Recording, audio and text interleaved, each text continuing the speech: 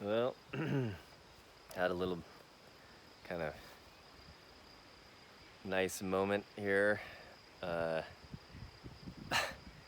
I had a hell of a day, maybe a 55-mile day or something, and big hike this morning, and it was really nice skies, and we got up and we started off pretty strong, racing on this ridge, flying pretty well and feeling good, and I'm not quite sure how, but I ended up kind of low in a canyon. I think it was because the cloud tops, the cloud base was below the peak top. So when I was not fly in the clouds, I was leaving and getting to the other side kind of low every time.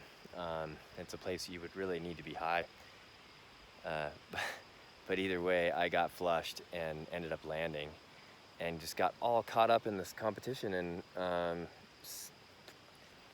packed up super quick and ran maybe 6Ks or something, and then hiked up this peak as fast as I could. Huntley helped me get to a new launch, and him and Dustin helped me get off, and I got a thermal and ripped out to base and went on glide towards the turn point, and ended up getting to base a couple more times and going on glide back into the mountains, looking like it was just overdeveloped. And I mean, you can kind of see well, you can kind of see clouds actually look okay now, but it was just completely socked in when I was here earlier, and all the peaks were sort of below the clouds, kind of like in the back there. I don't know if you can see that. It's all just the peak tops. That's where I needed to go, was back there, and around that pointy peak.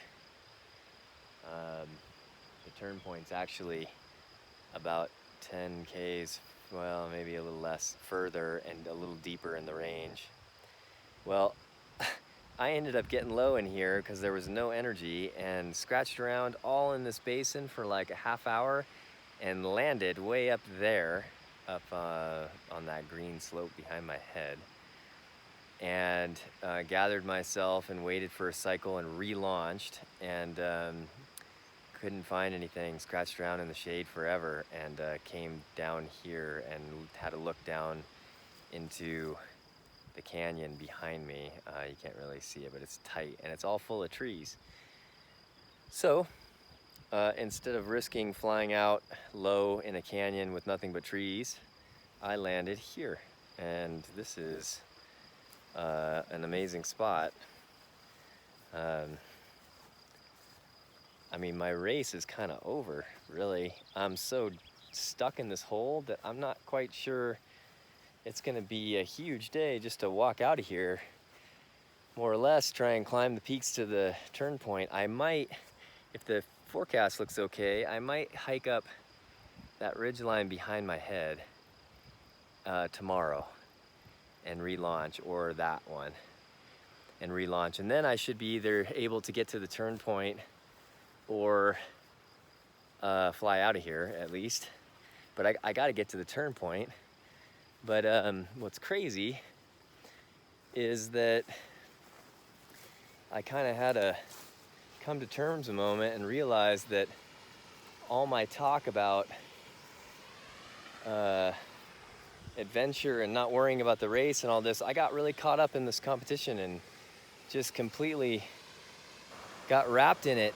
I've been trying really hard, and you know, putting in huge days on the ground, and trying to stay in the air as much as I could, and was just getting, you know, really caught up in it. And I landed here and was kind of pissed, but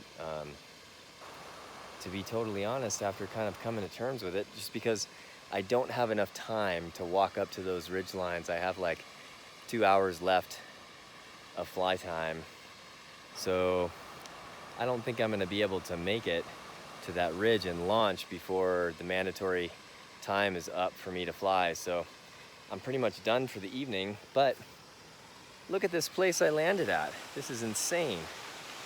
I'm like up here in this incredible meadow with this like series of waterfalls, and there's actually a road to a what looks like a refugio or some kind of, there was one way up into that basin, uh, where next to where I landed, but there's also one right here. So I don't have any service. I sent a DeLorme message to Huntley and Dustin, and to everybody else, just saying that I landed okay.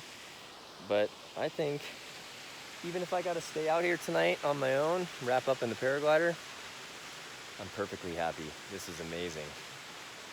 I put in a huge effort today. I did my best. I landed short in kind of a spot that is a bit of a dead end, but it's like the most beautiful dead end I've ever been in. This place is insane. Yeah, anyways, I guess this is kind of the definition of Kabu days, really. I mean, you know, you never know what's going to end up happening or how it's going to go, but as long as you appreciate where you're at and appreciate what you're doing, I mean, yeah, I got to run and fly a paraglider all day. I think I'm going on 13 hours straight so far, and been doing 16-hour days the last 2 days plus today, so this is day 3. Flew over some animals way up high. This place is so epic. Well, the X-Pier is humbling me. It's kind of kicking my ass, really, but it's been an amazing adventure. I'm super grateful.